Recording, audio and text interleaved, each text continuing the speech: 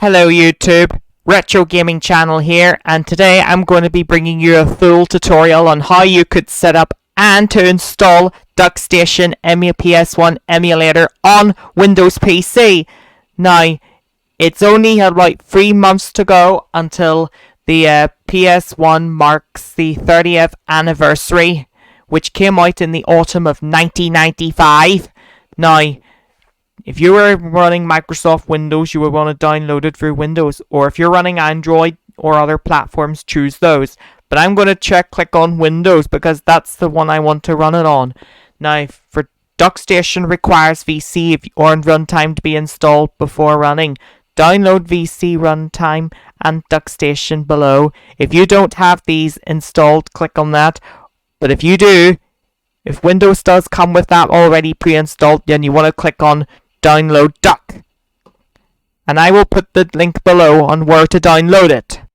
Okay, now after that, you would want to download, I'm on the PS1 emulator files, and you want to download DuckStation Windows 64 release, and you want the SCPH 1001, which is the BIOS files. But I'm not going to give you a link on where to download the BIOS files. So if you want to download the BIOS files, you will want to search for this, Google search for this online for yourself.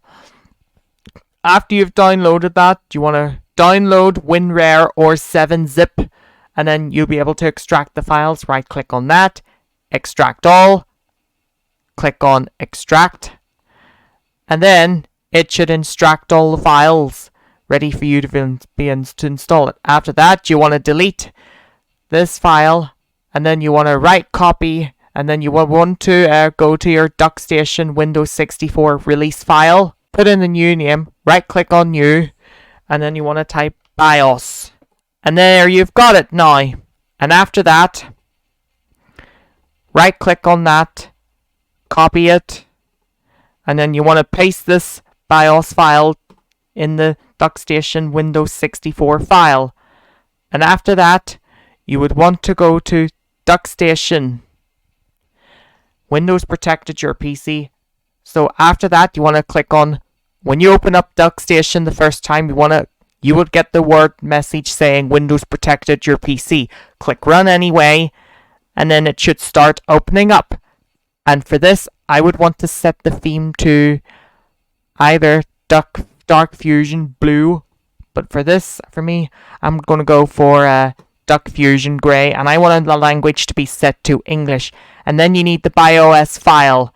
Now, if you're living in US, you would want to go NTSC or /U/C, US/Canada, if you're living in America or Canada, or NTSC-J if you live in Japan, or PAL if you're living in Europe and Australia. But to me, I'm going to go to the ones which is not, but it can't be that, so it's got to be, so you want to go to the download file, so click Browse, Downloads, and then go to DuckStation Windows 64 file, BIOS, select Folder, and there it should detect the SPCH 1001, so you want to go for PAL Europe, because that's the area I reside in. And then I need to search for the games. And after that, you want to click on Add. Go to Downloads, PS1 Games, and select the game like Spyro the Dragon. Select the folder. Would you like to scan that? Yes. And then it will detect the game. After that, want to select the analog controller. And I'm going to go Automatic Mapping, and I want to select the Xbox 360 controller, and then it should connect the Xbox controller to this game. And after that, you would want to go to your graphics setup. And now, for the next tutorial, we will show you how you can set up the next thing you want to do is to set the Intel resolution. My monitor is 4K, so I'm going to take 9x 4K for native for 4K, and I want to check the texture filtering to JNC slow, no edge blending, and again same for this one. and I'm going to select the resolution to aspect audio to 106.9, and I'm going to set the differing as a true color, which is that. I think this is recommended, or true color full that I can go for, but I might go for this, but I'm going to go for this instead. And then I want to go for crop, which is only over scan areas, and then I'm going to go for linear, which is smooth. I don't want to take widescreen rendering in case the games do crash. And after that, click on, I'm going to set the renderer to direct 3D/11 or Vulkan if you're running that. So to me, I'm going to tick on direct 3D. I'm going to tick Vulkan for this one because this is the best green one to go for. And after that, click next. And then you want to tick in, click next, and that's it. The setup is now complete. And then when we test out with games like Spyro the Dragon, first thing you want to do is to set cover image, pictures, and then you want to go to Spyro the Dragon, tick that, and then all you have to do is to start the game is start up. Now let's see if this, and then it's completing, and let's see if it works. And there you have it. Now you've got the PS1 set up properly done now, and now all these PS1 emulators should work properly with no issues, hopefully.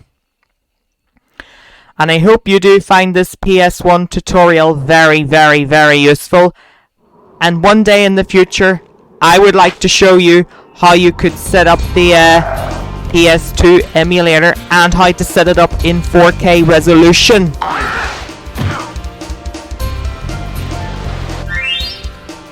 Gonna start the game, and then we're gonna test it out. I'm not gonna create the file for now.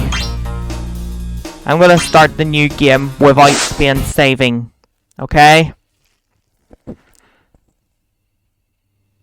And it's running a lot smoother in the world of dragons. Okay, now, so I'm just testing out the VM Toy Story 2 Buzz Lightyear to the Rescue for the PC. And it's just working perfectly great, which is good news. I hope you do find this tutorial very, very useful. And now, this game is working perfectly, especially if it's on PS1. And now, hopefully one day soon, you'll be able to play. Now, I hope you enjoyed this, guys. So, guys says, thank you for watching. And if you have any questions, please will you leave your comments below and leave your comments, hit the notification bell and like your videos. And please will you remember to subscribe to my channel. And I'll see you again for more future tutorials. Also, I am running this game in 4K, so all you need to do is, if you're having running issues, I would recommend you set it to Direct 3D11 and set the adapter to NVIDIA GeForce 3090 and I would recommend texture filtering and Aperture texture filtering set to linear instead of the actual slow one, which did cause it to run slower on Spyro the Dragon game, but I tested out on Toy Story 2 and it works perfectly great. Also, you want to check the OSD scale and it's set to 100 and the screen margin is set to 10px, and you can always tick show FPS if you want to show the frames per second depending on PCs you're running. And I'm going to leave it as borderless full screen, and it's set to center, and you set it to no rotation. And if you check the capture, you can see it's set to as it is, and checks the texture replacement. And I'm also, depending on which region you're in, you want to use English. Also, if you're running in other countries, check the BIOS is set to, it's set to US and Canada, but I would want to show you where you could find this one for Europe. Now, if you're from Europe, you would want to go SCPH7502 bin instead of the SPCH1001. So, hope you enjoyed this tutorial, and then hopefully, when you go back to DuckStation once again, check that it's set to, the BIOS is set to this again, and click Auto Detect, close that, and be sure to check on the interface settings and check it's set to English, and the BIOS is set to the one in Europe, which I'm looking for, and then hopefully it should recognize the one which should be based in is Europe, and it's all set to PAL in Europe instead of the US, and then hopefully it should start. Oh, it needs the, oh no, you need the SPCH 1001 for this. And then after that, go to your settings, interface, check the one based in, check that the US is set to it, click on BIOS, and check now that it's got that included as well, which is good thing, but you do need the BIOS file for this to work properly. And after that, click close, and then it should boot up properly as normal. Okay? Goodbye.